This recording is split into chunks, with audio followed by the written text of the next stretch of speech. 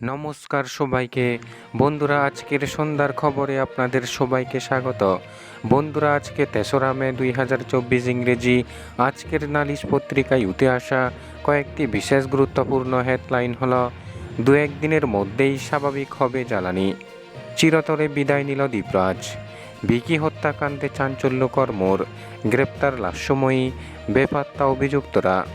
বন্ধুরা, প্রথমে আমরা যেই হেডলাইনটির বিস্তারিত আলোচনা দেখব সেই হেডলাইনটির নাম হলো দু একদিনের মধ্যেই স্বাভাবিক হবে জ্বালানি।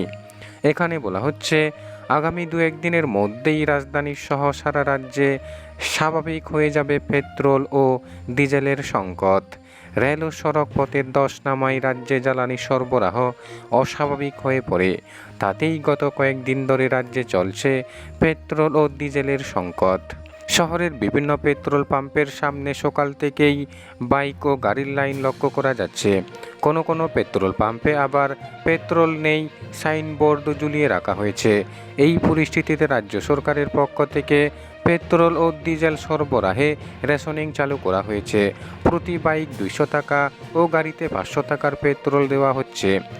যদিও ১-২ দিনের মধ্যেই জ্বালানির এই সংকট মিটে যাবে বলে শহরের পেট্রোল পাম্প মালিকদের দাবি। শুক্রবার পাম্প মালিকরা জানান, ইতিমধ্যেই পেট্রোল ও ডিজেলের ওয়াগন রাজ্যে আসতে চলেছে। আজ রাতের মধ্যেই হয়তো ধর্মনগর পৌঁছে যাবে জ্বালানি বোঝাই ওয়াগন।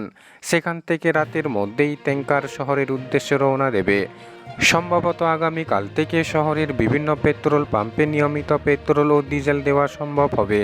মালিকরা আরও জানান, গতকাল থেকে পাহাড় লাইনে রেল চলাচল কিছুটা স্বাভাবিক হয়েছে। তেমনি সোনাপুরেও গাড়ি চলাচল অনেকটা স্বাভাবিক হয়ে গেছে। ছোট ও মাঝারি গাড়ি নিয়মিত চলাচল হচ্ছে। মাল বোঝাই লরিও শীঘ্রই এই পথে চলাচল করবে। তাতেই রাজ্যে মিটে যাবে পেট্রোল ও ডিজেলের সংকট। উল্লেখ্য, লামডিং পাহাড় লাইনে পণ্যবাহী রেল বেলাইন হয়ে ক্ষতিগ্রস্ত হয়েছিল রেল লাইন ক্ষতিগ্রস্ত হওয়ার কারণে ২৭ এপ্রিল থেকে যাত্রীবাহী রেল সহ পণ্যবাহী রেল চলাচলের ক্ষেত্রে ত্রিপুরায় কিছুটা সমস্যা তৈরি হয়েছে। সেই সমস্যার কারণে ত্রিপুরাতে সঠিকভাবে ঢুকতে পারছে না জ্বালানি। গত ৩ দিন যাবতই রাজধানী সহ রাজ্যের বিভিন্ন স্থানে পেট্রোল পাম্পগুলিতে জ্বালানি সংকট তৈরি হয়েছে। যদিও এর আগেই রাজ্য সরকার জ্বালানি বণ্টনের ক্ষেত্রে বিভিন্ন পাম্প কর্তৃপক্ষকে রেশনিং ব্যবস্থা চালু করতে নির্দেশ দিয়েছিল। অধিকাংশ পেট্রোল পাম্প প্রথম দিকে সেই রেশনিং পদ্ধতি চালু করেনি। এর ফলে রাজ্যে জ্বালানি বিশেষত পেট্রোল সংকট বর্তমানে অনেকটাই তীব্রতর বলে খবর। অধিকাংশ পাম্পে পেট্রোল নেই বলে সাইনবোর্ড ঝুলানো রয়েছে। যে ১-২টি পাম্পে পেট্রোল দেওয়া হচ্ছে সেগুলিতে দীর্ঘ লাইন লক্ষ্য করা যাচ্ছে। প্রায় ২ থেকে ৩ ঘন্টা লাইনে দাঁড়িয়ে বাইকে মাত্র ২ লিটার তেল পাওয়া যাচ্ছে। এ নিয়ে বাইক সহ যানবাহন চালকদের মধ্যে ক্ষোভ তৈরি হয়েছে। তবে আগরতলার এক ব্যবসায়ী বলেন, আগামী ১-২ দিনের মধ্যেই সমস্যার সমাধান হয়ে যাবে। জানা গেছে, পাহাড় লাইনের যে জায়গাতে রেল লাইন ক্ষতিগ্রস্ত হয়েছিল তা ইতিমধ্যেই সারাই করা হয়েছে। পরীক্ষামূলকভাবে সেই রেল লাইন দিয়ে যাত্রীবাহী ট্রেন এবং হালকা ওজনের পণ্যবাহী রেল ঢুকছে।